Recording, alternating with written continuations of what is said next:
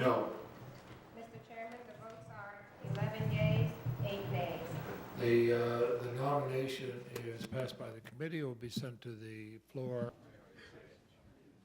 Good afternoon. I have one statement, and then I'll introduce our guest briefer. The President appreciates the votes of senators on the Judiciary Committee to forward the nomination of Judge Michael Mukasey to the full Senate. Judge Mukasey has clearly demonstrated that he will be an exceptional Attorney General at this critical time. About the truth. So help you God.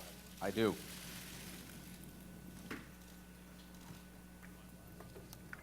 Judge, you've heard everybody speak about you.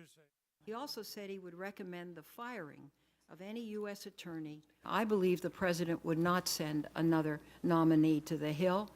I believe he appointed this man because he believes he is mainstream.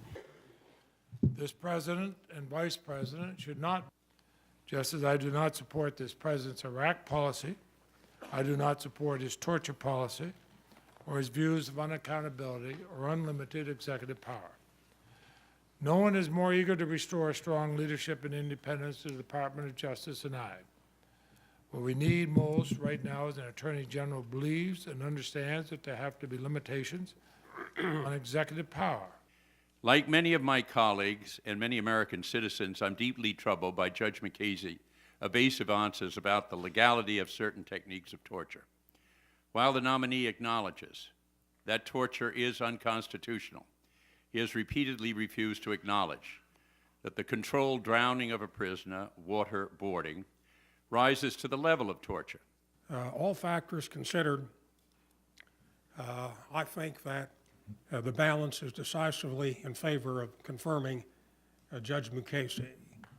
And I look forward to congressional consideration of this issue of waterboarding. We're the people who ought to decide it.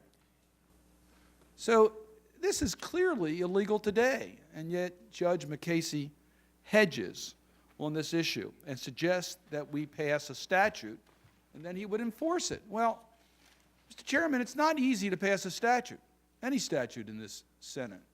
There's good reason for it, because if we're going to include waterboarding, what are we going to do about the other techniques that Senator Durbin mentioned, the mock executions or forced nudity, or are we going to have to outlaw the rack?